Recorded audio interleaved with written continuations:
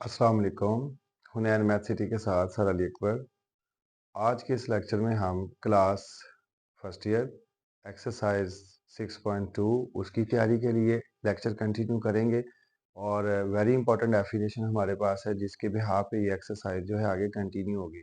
आपके पास यहाँ पे फर्स्ट डेफिनेशन जो यहाँ पे इसमें आ रही है वो अर्थमेटिक प्रोग्रेशन है। अर्थमेटिक प्रोग्रेशन को पहले अच्छे तरीके से सीखें, इसकी डेफिनेशन को अच्छे तरीके से याद करें, देन आप लोग इस एक्सरसाइज को अच्छी तरह से करेंगे। डेफिनेशन हमारे पास अर्थमेटिक प्रोग्रेशन, इसे शॉर्टकट में आप जो है वो एपी से नाम इसे देते हैं, अर्थमेटिक प्रोग्रेशन। डेफिनेशन हमारे पास यहाँ पे है कि आ सीक्वेंस ए एन, कोई एक सीक्वेंस हमारे पास है, A N is an arithmetic sequence और अर्थमेटिक प्रोग्रेशन। इस सीक्वेंस का नाम अर्थमेटिक सीक्वेंस है या अर्थमेटिक प्रोग्रेशन एपी। आप उस सूरत में कह सकते हैं if A N minus one, A N यानी कि फाइनल टर्म है और ये उससे जो है पिछली टर्म हमारे पास है, यानी कि ये बड़ी टर्म है, बड़ी टर्म में से छोटी टर्म को आपने माइनस करना है। A N minus one is the same number for all small N belong to natural number, यानी कि ये जो एन आपने चूज करना है वो आपका नेचुरल नंबर होना चाहिए and N greater than one. N के ऊपर कंडीशन है, ये जो यहाँ पे आपने एन यूज करना है और उसके ऊपर कंडीशन है कि एन ग्रेटर देन वन होना चाहिए। The difference A N minus one, ये जो दो कंजेक्टिव टर्म्स का डिफरेंस है, तो इसके साथ ये कंडीशन उन्होंने मस्ट की हुई है कि एन ग्रेटर देन वन होना चाहिए। That is the difference of to conjunctive terms of an AP is called the common difference and is usually denoted by D, और उसे हम D से रिप्रेजेंट करते हैं। ये इस तरह से आप लोगों को देखें यहाँ पे समझ आ जाएगी इंशाल्लाह। ए वन यानी कि हमारे फर्स्ट टर्म जो है वो वन है, फिर फोर है, फिर सेवन है एंड सो ऑन। ये एक एपी की फॉर्म है। एपी की फॉर्म में जहाँ से मर्जी कोई दो टर्म्स आप लोग उठाएं और उनका कॉमन डिफरेंस आप अगर चेक करें तो वो सेम आना चाहिए आप लोगों के पास। जैसे कि वन फोर सेवन, मैं यहाँ पे एक और टर्म लिख लेता हूँ, ये टेन लिख लिया एंड सो ऑन कर देते हैं। ये देखिए ये जो पोजीशन है ना, ये हमारे पास है ए एन की पोजीशन, ये हमारे पास है, ये सॉरी ये वन है आपके पास फर्स्ट टर्म है, ये आपके पास सेकंड टर्म है, ये आपके पास थर्ड टर्म है और ये आपके पास है फोर्थ टर्म है। तो डेफिनेशन के अंदर बड़ा नंबर पहले और छोटा नंबर उससे बाद में, अगर ये आपके पास इसे आप लिखे ना ए टू माइनस ए वन, तो यहाँ पे आपके पास आ जाएगा ए टू फोर माइनस वन, तो आंसर आपके पास क्या आ जाएगा, थ्री आ जाएगा। यानी कि बड़ी टर्म में से छोटी टर्म को माइनस करनी, दो कंजेक्टिव टर्म का डिफरेंस आप लोगों ने लेना, उस डिफरेंस को ना हम नाम देते हैं, कॉमन डिफरेंस का नाम देते हैं कॉमन डिफरेंस। और ये जो डिफरेंस आपके पास आ रहा है इसे हम डी से रिप्रेजेंट करते हैं। डेफिनेशन जर्नल जो ये वाली इतनी सी बात है, इसे हम लिखेंगे D is equal to A N minus one consecutive two terms of an arithmetic sequence या अर्थमेटिक प्रोग्रेशन। तो ये आपके पास थ्री आया। आगे अगर हम इन दोनों को अगर देखते हैं ए थ्री माइनस ए टू, इसे भी डी का नाम देंगे तो ये सेवन माइनस फोर, तो तब भी आपके पास थ्री आ रहा है। अगर आप डी आगे इन दो टर्म से निकालना चाहें तो ए फोर माइनस ए थ्री, तो ये आपके पास आ जाएगा टेन माइनस सेवन, तो आपके पास क्या आ रहा है थ्री। जहां से मर्जी कोई भी सीक्वेंस जब आपको गिवन होती है उसे चेक करना हो कि ये एपी है कि ये सिंपल सीक्वेंस आप लोगों के पास है, तो अर्थमेटिक प्रोग्रेशन उस सूरत में डेवलप होगी कि जहां से मर्जी आप दो टर्म का डिफरेंस ले और उन्हें चेक करें तो वो आपके पास हर जगह पे सेम आना चाहिए। तो सेम आने की सूरत में वो आपकी जो सीक्वेंस आप लोगों के पास होगी वो सीक्वेंस फिर चेंज हो जाएगी अर्थमेटिक सीक्वेंस में, अर्थमेटिक प्रोग्रेशन में चेंज हो जाएगी। और यहाँ पे फिर आगे आपके पास है rule for nth term of an AP, कि एपी में nth टर्म को किस तरह से आप लोगों ने कैलकुलेट करना है। ये डेफिनेशन आप लोगों ने अच्छे से याद कर लेनी है, यहाँ पे n को फोकस करना है, क्योंकि जो सीक्वेंस होती है ना उसमें नॉट वाला जो एग्जिस्टेंस है वो नहीं है। आपकी काउंटिंग हमेशा शुरू होगी वन से, one two three four five six इस तरह से। ए नॉट वाली टर्म एग्जिस्ट नहीं है, क्योंकि अगर वन यहाँ पे n ग्रेटर देन वन है तो डेफिनेटली वन से बड़ा नंबर आप लिखेंगे। अगर वन यहाँ पे लिखेंगे तो वन माइनस वन तो जीरो, तो वो ए नॉट हो जाएगा और सीक्वेंस के अंदर नॉट वाली टर्म एग्जिस्ट नहीं करती। तो अब हम इसका रूल फाइंड आउट कर लेते हैं ताकि आप एक्सरसाइज को कंटिन्यू कर सकें। एपी का आपको पता चल गया कि जहाँ से कोई भी सीक्वेंस है, एपी उस वक्त डेवलप होती है जब आपके पास कॉमन डिफरेंस हर जगह पे सेम आए। तो यहाँ पे आपने अभी देखा डेफिनेशन पे कॉमन डिफरेंस को किससे रिप्रेजेंट किया गया, डी इज इक्वल टू आपके पास है ए एन माइनस वन। तो अगर आप इसे इस फॉर्म में लिख लें, A N minus one is equal to D लिख लेंगे तो तब भी ठीक आपके पास है। ये ए एन आप लेफ्ट साइड पर रहने दें और ये ए एन माइनस वन जो है इसे आप राइट साइड पर जब शिफ्ट करेंगे तो इधर आके ये पॉजिटिव हो जाएगा, प्लस आपके पास डी है। इसके अंदर आप पुट करें डाटा, क्योंकि उसने डेफिनेशन में बताया कि n greater than 1, but n का जो रिलेशन है वो किसके साथ है, नेचुरल नंबर से है। तो आप यहाँ पे पुट करें n is equal to 2, 3, 4, 5 and so on. इसकी टर्म्स कैलकुलेट करना शुरू करें। जब आप 2 लिखेंगे तो आपके पास आ जाएगा a2, इधर आपके पास आ जाएगा a2 माइनस 1 प्लस d। तो आपके पास यहाँ पे a2 इज इक्वल टू आ जाएगा, 2 में से 1 आउट करेंगे तो 1 प्लस d। तो AP के अंदर दूसरी टर्म को लिखने का तरीका A1 प्लस डी आपके पास है। AP के अंदर दूसरी टर्म को इस तरह से लिखा जाता है। तो फिर आप यहाँ पे देखें, इसमें अगर हम 3 रिप्लेस करते हैं, 3 पुट करते हैं, तो आपके पास आ जाएगा A3 इज इक्वल टू आ जाएगा, इधर 3 लिखेंगे तो ये आ जाएगा 3 माइनस 1 प्लस डी। तो आपके पास A3 जो है, ये 3 माइनस 1 करने से A2 प्लस आपके पास डी है। तो A2 की वैल्यू ऑलरेडी आपके पास है, A2 की जगह पे आप लिखेंगे A1 प्लस डी। ये वाला डी पहले से ही आपके पास है, तो ये क्या बन जाएगा, A1 प्लस 2D, यानी कि A3 की वैल्यू जो है वो आ जाएगी A1 प्लस 2D। तो आपके पास यहाँ पे A3 AP में जब तीसरी रकम को लिखना हो तो वो इस तरह से लिखी जाती है, A3 is equal to A1 plus 2D। और इसी तरह आगे अगर आप 5 यहाँ पे रिप्लेस कर ले तो A5 का लिया आपने, इधर 5 माइनस 1 करने से आपके पास क्या आ जाएगा, A4। तो यहाँ पे आपके पास प्लस डी है। अब A4 अगर आपकी सेंस क्रिएट होगी तो देखें, AP में दूसरी टर्म है तो A1 तो सभी के अंदर आना है, जितनी भी आप टर्में कैलकुलेट करेंगे A1 सब के अंदर आना है। यहाँ पे 2 है तो यहाँ पे 1D है, अगर यहाँ पे 3 है तो यहाँ पे 2D है। अगर मैं यहाँ पे A4 जो है उसे लिखना चाहूँगा तो वो मेरे पास A1 प्लस, अगर 3 तो 2D है, तो 4 है तो यहाँ पे क्या आ जाएगा, 3D। तो मैं यहाँ पे A4 की जगह पे क्या लिखूंगा, A1 प्लस 3D। आगे मेरे पास ये D है तो यहाँ पे भी ये बन जाएगा A1 प्लस 3 और 1, ये हो जाएगा 4D। तो आपके पास A5 जो है वो आ जाएगा A1 प्लस 4D। और इसी फॉर्मेट को अगर हम देखें और नीचे मूव करते जाए, nth टर्म तक हमने जाना हो, यहाँ पे अगर हमने n लिखा, an, यानी कि ये बड़े वाला n करके लिखना है, a के नीचे यहाँ पे ये इस तरह से, इसके नीचे यहाँ पे छोटा सा आपने लिखना है an। और ये आपके पास A1 प्लस, अगर 5 है तो इधर 4 है, 4 है तो यहाँ पे 3, अगर यहाँ पे n है तो इस जगह पे आपके पास n माइनस 1, n में से एक कम करके लिखना है, उसे n माइनस 1 लिखेंगे। अगर नंबर की फॉर्म में होता, जैसा कि A 20 होता, तो 20 में से तो एक आप कम कर लेंगे तो आपके पास 19D आ जाएगा ना। तो 20 जो है, 20 टर्म जो है AP की, वो A1 प्लस 19D। और इसकी जो जनरल टर्म है, nth टर्म है, उसे हम A1 into n minus 1 into D ये लिखते हैं। ये हमारे पास जनरल टर्म का फॉर्मूला जो है ना, ये डेवलप हो जाएगा, यानी कि an is equal to A1 plus n minus 1 into D. इस फार्मूले में 4 चीज़ें आप लोगों के पास है। नंबर 1, ये आपके पास, इसे क्या कहते हैं, इसे हम कहते हैं nth टर्म। nth टर्म के अलावा इसका एक और भी नाम है, इसे हम जनरल टर्म का नाम दे देते हैं। ये आपके पास जनरल टर्म है। ये A1 जो है, ये आपके पास फर्स्ट टर्म, इसे हम कहते हैं, ये फर्स्ट टर्म है। एन से क्या मतलब है, एन से मतलब है number of term, number of terms in a sequence. और डी का मतलब क्या है, डी अभी हमने पढ़ा कि इसे हम कहते हैं कॉमन डिफरेंस। ये आपके पास आ जाएगा कॉमन डिफरेंस। तो ये चीज़ें आपके पास हैं, डेफिनेशन प्लस जनरल टर्म का रूल आप लोगों ने सीखा है। अब हम इंशाल्लाह मूव करते हैं एक्सरसाइज में, कि एक्सरसाइज में हम लोगों से किस तरह से डिमांड की गई है पार्ट्स में। तो वो देखें, बहुत आसान सी एक्सरसाइज है। इस एक्सरसाइज में से पेपर में एक शॉर्ट क्वेश्चन जो है वो कन्फर्म होता है, कन्फर्म जिसे कहते हैं ना, वो होता है। तो ये सीखें आप लोग।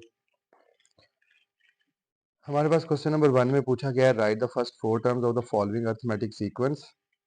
फर्स्ट पार्ट में लिखा हुआ है इफ A1। पार्ट नंबर 1 जो है ना, क्वेश्चन नंबर 1 का पार्ट 1, इसका सॉल्यूशन, गिवन दैट आपके पास क्या है, यहाँ पे आपके पास गिवन जो है वो है A1 is equal to 5 and other 3 consecutive terms are. हमें ना 3 टर्म्स उन्होंने दी हैं, 23 है हमारे पास, 26 है और 29 है, 23, 26, 29। ये क्यों गिवन है, ये कंसेक्यूटिव क्यों गिवन है, कि आप लोगों से जब उसने फर्स्ट 4 टर्म्स की डिमांड की है, A1, A2, A3, A4, A1 तो हमारे पास ऑलरेडी गिवन है।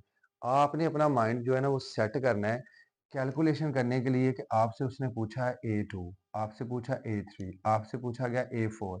अब A2, A3, A4 को कैलकुलेट करने के लिए इनके जो ओपनिंग फॉर्म है, सेकंड टर्म की ओपनिंग फॉर्म वो A1 प्लस डी है, इसकी opening form A1 plus 2D है, इसकी opening form A1 plus 3D है।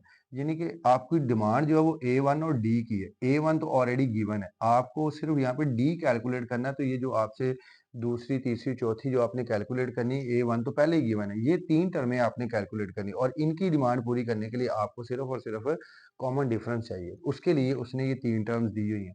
तो गिवन दैट के अंदर जब आपने लिखा है यहाँ पे गिवन दैट के A1 ये है और इस मटेरियल से आपके पास D आ जाएगा। तो डी आपके पास मटेरियल क्वेश्चन होगा, इसके अंदर आप डी लिखेंगे यहाँ पे 26 माइनस 23, यानी कि फाइनल में से आपने इनिशियल माइनस करनी है, जैसे 23 फिर 26 और फिर आपके पास 29 है।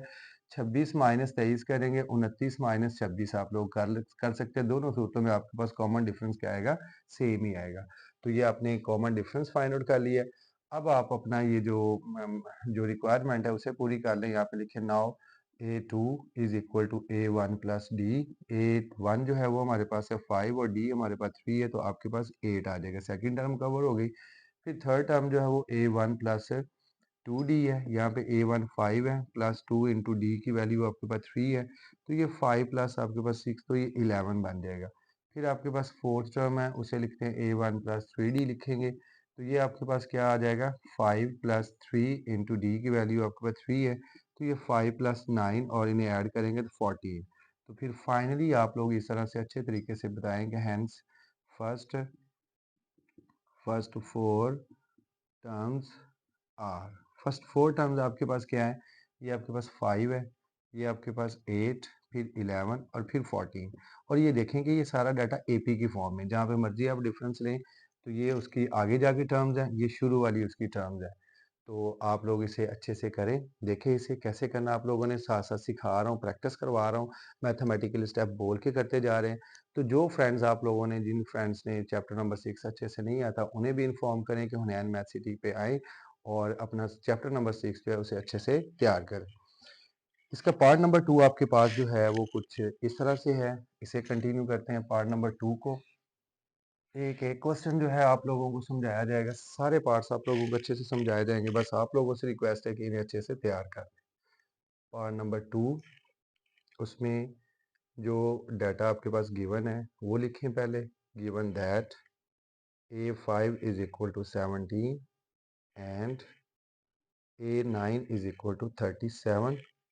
ये आपके पास मटेरियल यहाँ पे गिवन है और डिमांड तो शुरू में हुई हुई है कि आपने first four terms find out करनी है। अब ये देखें A5 है, ये A9 है। A5 को AP में कैसे लिखते हैं, A1 प्लस अगर 5 है तो यहाँ पे 4D इज इक्वल टू 17, इसे आप इक्वेशन 1 कह लें। और ये साथ आपके पास A9 है, A1 plus 8D is equal to 37। ये आपके पास से 2 इक्वेशन बन जाएगी। अब इन दोनों इक्वेशंस को आपने साइमल्टेनियसली सॉल्व करना है और A1 और D की वैल्यू कैलकुलेट करनी है, क्योंकि फर्स्ट फोर टर्म्स को कैलकुलेट करने के लिए आपको A1 और D ही चाहिए। जब आपने टर्म्स पूरी करनी होती है तो ये दो चीज़ें आप लोगों का फोकस है। और इस तरह के सवाल आप लोगों ने जो इस फॉर्म में पीछे पड़े हुए हैं, x plus 3y is equal to 10 और लेट्स सपोज के 2x minus 4y is equal to 5, ये जो आप लोगों ने क्लास 9th में एक्सरसाइज 1.6 जिसमें क्रैमर रूल यूज़ करते हैं, जहाँ पे आप इन्वर्स मेथड यूज़ करते हैं, आप इनके कोफिशिएंट बैलेंस करके भी सॉल्व कर सकते हैं। तो ये प्रोसीजर है, ये उस फॉर्म में डाटा आपके पास है। लेकिन हम यहाँ पे क्या करते हैं, ये वो पुराने वाला स्टाइल यूज़ नहीं करते, क्रैमर रूल या इन्वर्स मेथड यूज़ नहीं करते। यहाँ पे हम सब्स्टिट्यूशन मेथड से भी कर सकते हैं और इनके कोफिशिएंट बैलेंस करके भी हम सॉल्व कर सकते हैं। ये देखिए इक्वेशन 1 और इक्वेशन 2 है, तो आप इक्वेशन 1 में से 2 माइनस कर लो या 2 में से 1 माइनस कर लें, as you like, no problem. ये भी A1 है और ये भी A1 है, तो यहाँ पे हम ऐसा कर लेते हैं कि इक्वेशन 1 माइनस इक्वेशन 2, तो आपके पास ये A1 इक्वेशन 1 जो है वो A1 plus 4D is equal to 17 आपके पास है। फिर ये A1 plus 8D is equal to 37 आपके पास है। इन दोनों को माइनस करना, पहली में से दूसरी माइनस कर रहे हैं, जब माइनस कर रहे हैं तो जो नंबर दिए जाते हैं उनके साइन चेंज हो जाएंगे। A1 पॉजिटिव माइनस A1 से कट के ये कैंसिल हो गया, माइनस 8 में से 4 निकालने से माइनस 4D और माइनस 37 में से 17 निकालेंगे तो आपके पास कितना आ जाएगा, माइनस 20 आ जाएगा। माइनस का साइन से कैंसिल, 4 1 द 4, 4 5 द 20, तो आपके पास यहाँ पे D की वैल्यू आ जाएगी 5। ये D की वैल्यू आप के पास ऊपर दो इक्वेशन है, जिसमें मर्जी पुट कर लें। तो सेम रिजल्ट निकलेगा आपके पास, पुट इन 1, तो आपके पास यहाँ पे a1 प्लस 4 इंटू डी की वैल्यू 5 इज इक्वल टू 17, तो a1 प्लस आ जाएगा 20 इज इक्वल टू 17, तो आपके पास a1 is equal to 17 minus 20, तो a1 आपके पास आ जाएगा -3। तो आपने a1 भी कैलकुलेट कर लिया और d भी कैलकुलेट कर लिया। जब ये दोनों चीज़ें आप लोगों के पास आ जाती है तो आपका काम बड़ा ही आसान हो जाता है। a1 आ चुका है, आपको a2 रिक्वायर्ड है, a2 is equal to a1 plus D. तो a1 जो है वो आपके पास है, अब वैल्यूज आपने जस्ट पुट अप करनी जैसे आपने पार्ट नंबर 1 में सीख ली है। तो अब आपका दिल करता होगा कि सर छोड़ें आप अगला क्वेश्चन करें, लेकिन हम इसको फिर भी करेंगे ताकि आप लोग एक दो सवाल अच्छे से कर लें ताकि प्रॉब्लम ना हो। a1 की वैल्यू -3 प्लस आपके पास आ जाएगा 5, 5 में से 3 निकालेंगे तो 2 आ जाएगा।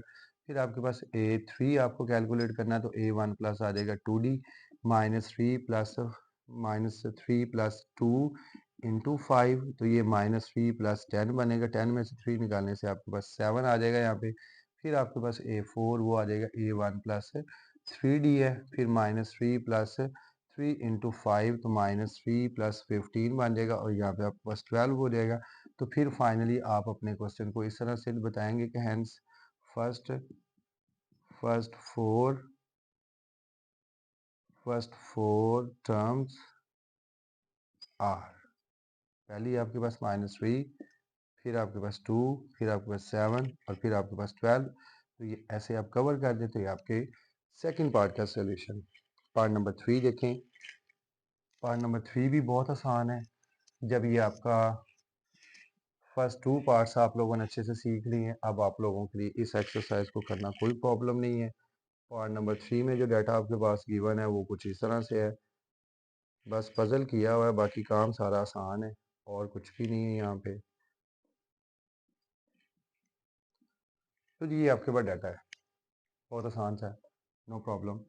ये आपके पास आ जाएगा 3, a7 है, a7 को क्या लिखते हैं, a1 प्लस 6d लिखेंगे। इधर 7, a4 आपके पास है a1 प्लस 3d। इन्हें कैलकुलेट करते हैं, आप सिंप्लीफाई करते हैं, ये आ जाएगा 3 अंदर मल्टीप्लाई होकर 3a1 प्लस 18d, और इधर 7 आगे अप्लाई होगा तो 7a1 प्लस 21d आ जाएगा। तो यहाँ पे आप लेफ्ट साइड सारी को राइट साइड पे शिफ्ट करके ये प्लस वाले इधर आके माइनस हो जाएंगे। 3 जो है 7 में से माइनस करेंगे तो आपके पास 4a1 हो जाएगा। 18 इधर आके माइनस करेंगे तो आपके पास 21 में से 18 आप निकालेंगे तो आपके पास 3d आ जाएगा इज इक्वल टू 0। इसे आप इक्वेशन 1 कह लें। यहाँ से a10 को आप लिखेंगे a1 प्लस 9d लिखेंगे इज इक्वल टू 33, और ये आपके पास इक्वेशन नंबर 2 बन जाएगी। अब आपने इन्हें सॉल्व करना है, तो क्या करते हैं हम पहले ऐसा कर लेते हैं कि ये 9d है, तो इधर आप इस इक्वेशन नंबर 1 को आप 3 से मल्टीप्लाई करके यहाँ पे भी 9d, a1 भी कैंसिल हो सकता है। पहले अगर a1 कैंसिल करना है तो इधर 4 से मल्टीप्लाई करना पड़ेगा, अगर d कैंसिल करना है तो फिर इक्वेशन नंबर 1 को आपने 3 से मल्टीप्लाई करना है। तो आप यहाँ पे लिखें 3 multiplied by equation 1 we have, तो आपके पास है 3 से मल्टीप्लाई करने से 12a1 प्लस 9d, और 0 से 3 मल्टीप्लाई होकर 0, इसे आप इक्वेशन नंबर 3 कह लें। यहाँ पे आपके पास इक्वेशन 3 माइनस इक्वेशन 2 कर ले, तो आपके पास 3 इक्वेशन जो है वो 12a1 plus 9d is equal to 0 है, और ये आपके पास a1 plus 9d is equal to 33 है। आप इक्वेशन 2 को माइनस कर रहे हैं तो साइन चेंज हो जाएंगे, ये कैंसिल, और इधर से आपके पास 11a1, इधर से -33, 11 1 दा 11, 11 3 दा 33, तो आपके पास a1 की वैल्यू आ जाएगी -3। ये -3 आप किसी एक इक्वेशन में पुट कर लो, पुट इन 1, अगर 1 में आप पुट करते हैं तो 4 ऑफ -3 प्लस आपके पास 3d इज इक्वल टू 0, ये -12 plus 3d is equal to 0 आ जाएगा। तो 3d इज इक्वल टू +12, 3 1 दा 3, 3 4 दा 12, तो d की वैल्यू आपके पास आ जाएगी 4, और बाकी जो प्रोसीजर है वो बैक जैसे हमने अभी किया है। a1 आया हुआ है, a2 आप निकालेंगे, आप a3 फाइंड आउट करेंगे, आप a4 फाइंड आउट करेंगे, इसे आप a1 प्लस डी लिखते हैं, इसे आप a1 प्लस 2d लिखते हैं, इसे आप a1 प्लस 3d लिखते हैं। अब आप इनमें वैल्यूज पुट अप कर लें। a1 की वैल्यू आपके पास -3 और d की वैल्यू 4, तो आपके पास 1 आ जाएगा। फिर यहाँ पे -3 प्लस 2 इंटू 4, तो ये आपके पास 8, 8 में से 3 निकालने से 5 आ जाएगा। -3 प्लस 3 इंटू 4 आपके पास, तो ये 12 में से 3 निकालेंगे तो 9 आपके पास आ जाएगा यहाँ पे। तो ये आपके पास फिर hence first four terms are, वो आपके पास -3 1 आपके पास है, फिर 5 आपके पास है, फिर आपके पास 9 है, और ये आपके क्वेश्चन का सॉल्यूशन। बहुत आसान सा है, नो प्रॉब्लम। क्वेश्चन नंबर आप देखें 2, और क्वेश्चन नंबर 2 से लिंक करने वाली एक एग्जांपल है जो कि आपको एक्सरसाइज के ऊपर नज़र आ रही होगी। ये आप लोगों को बहुत ही इजी वे में करवाते हैं। देखें एग्जांपल, क्वेश्चन नंबर 2 देखें पहले। क्वेश्चन 2 का जो सॉल्यूशन है उसमें आपके पास जो गिवन है, पहले तो वो लिखें, given that an-3 is equal to 2n-5, और यहाँ पे हमें डिमांड जो हमसे की गई है ना, वो इस तरह से उसने पूछा हुआ है, find the nth term. nth term ऐसे भी लिखते हैं और nth टर्म को हम an ऐसे भी लिख लेते हैं, दोनों का मतलब nth टर्म है। और जो आपके पास एग्जाम्पल है जो एक्सरसाइज के ऊपर आप लोगों को नज़र आ रही है, उसका सोल्यूशन जो है एग्जाम्पल नंबर 4 है, और ये भी इसी तरह से ही है कि an-2 is equal to 3n-11, और यहाँ पे भी demand find the nth term है। nth टर्म को उसने इस अंदाज में पूछा हुआ है, तो ऐसे भी लिख सकते हैं आप लोग, और nth टर्म को an इस तरह से भी आप लिख सकते हैं। अब जिस तरह से टेक्स्ट बुक में एग्जाम्पल किए, मैं इसे हट के आप लोगों को समझाता हूँ। इसका और भी बहुत आसान सा वे है कि आपसे उसने डिमांड की हुई है nth टर्म की, an आपसे पूछा गया, यहाँ पे an, आपके पास यहाँ पे n-3 है। अगर आप इस वाले n की जगह पे n+3 कर लेते हैं, तो साथ -3 है, तो -3 +3 से कैंसिल होके n, और ये एक साथ लग के ये बन जाएगा an। तो जो चेंज आपने लेफ्ट साइड पे करनी वही राइट साइड पे कर दे, बिकॉज कि ये an-3 इज इक्वल टू है, ये दोनों के अंदर इक्वालिटी जो है ना वो इस्टेब्लिश है। तो जब इक्वालिटी इस्टेब्लिश है तो आपके लिए काम करना बहुत आसान है। आप लिखेंगे यहाँ पे we replace n by n+3 we have, तो आपके पास ये n की जगह पे आपने n+3 लिखा, आगे ये आपका -3 है, is equal to 2 into n की जगह पे आप क्या लिख रहे हो, n+3, आगे -5, -3 +3 से कैंसिल होके an, और ये 2 आगे अप्लाई होगा, तो ये 2n+2 3 6 -5, तो आपके पास an इज इक्वल टू आ जाएगा 2n, 5 में से 6 में से 5 निकालने से +1, तो आपके इस पार्ट का ये वाला सोल्यूशन बहुत आसान सा है। और just same as it is, जैसे ये हमने किया ये भी ऐसे ही लिखेंगे। यहाँ पे n-2 है, तो -2 कैसे कैंसिल होगा, जब +2 साथ होगा, तो आप यहाँ पे लिखेंगे वी रिप्लेस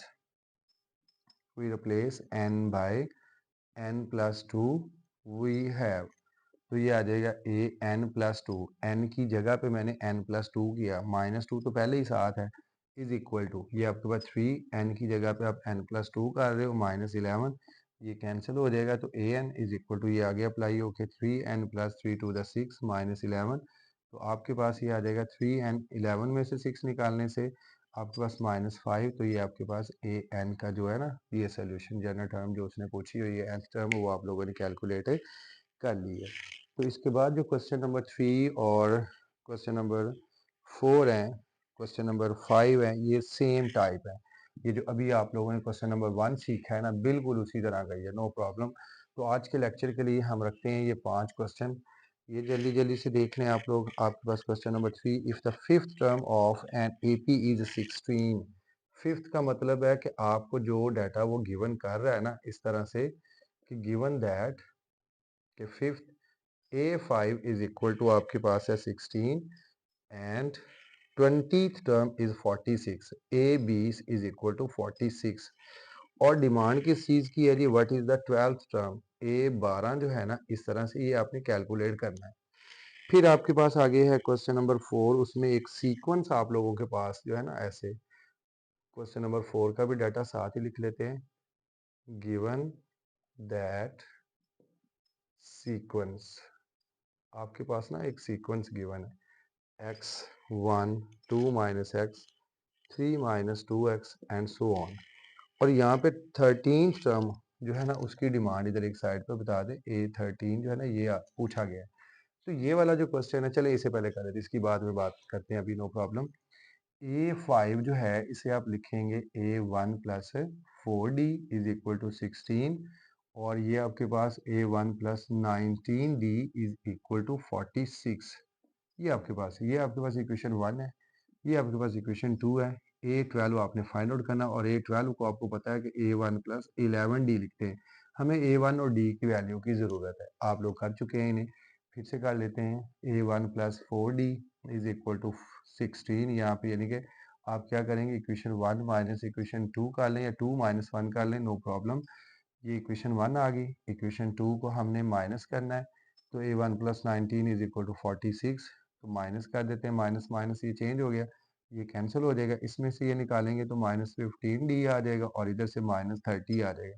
माइनस 15 माइनस 30 से कैंसिल होकर 2, तो आपके पास D की वैल्यू आ जाएगी 2। D आपका कैलकुलेट हो गया। जब आपका D कैलकुलेट हो गया है, इस D को आप किसी एक इक्वेशन के अंदर पुट कर लें। तो यहाँ पे आप लिखें पुट इन 1 कर लें। 1 में अगर करेंगे तो आपके पास यहाँ पे A1 plus 4 of 2 is equal to 16। तो A1 प्लस आ जाएगा 8 इज इक्वल टू 16। तो आपके पास A1 आ जाएगा 16 माइनस 8, तो 8। आपके पास A1 की वैल्यू जो है ना वो 8 आ जाएगी। A1 भी आ गया, D भी आ गया। अब आप अपने मुद्दे पे आए जो आप लोगों ने काम करना है। तो आपके पास है A12 is equal to A1 plus 11D। तो A1 की वैल्यू आपके पास है, अभी आपने निकाली 8, ये 11, D की वैल्यू 2 है। तो आपके पास 8 प्लस 22 हो जाएगा मल्टीप्लाई होके, तो ये 30 बन जाएगा। तो A12 जो है ना वो आपके पास 30 जो है, जो ये डिमांड की गई है। क्वेश्चन नंबर 4 के अंदर जस्ट परेशान करने के लिए ये सारी सीक्वेंस हमारे पास है। A13 को निकालने के लिए हमें A1 और D की ज़रूरत है, और वो काम तो हमारा फर्स्ट 2 टर्म से भी हो जाएगा। तो इन्हीं दोनों से ही होना है। वैसे आगे भी निकाल सकते हैं, लेकिन हम लंबे रोलों में क्या पढ़ना हम लोगों ने, हम लोग बड़े आसान वे में चलते हैं। यहाँ पे ये देखें कि A1 जो है वो आपके पास X है। A1 आपका X है। फर्स्ट टर्म A1 होती है, और कॉमन डिफरेंस जो है ना वो आता है second minus first. Second minus first 1 minus x बन जाएगा। थर्ड माइनस सेकंड करेंगे तब भी ये आना है, और फोर्थ माइनस थर्ड करेंगे, सिंप्लीफाई करें तब भी यही आना है। तो ये A1 और D आ गया। आपसे पूछा गया A13, तो अब आप यहाँ पे लिखें now A13 is equal to A1 plus 12D। तो A1 की वैल्यू x है, प्लस 12D की वैल्यू 1 माइनस एक्स है। तो ये x plus 12 1 the 12 minus 12x हो जाएगा।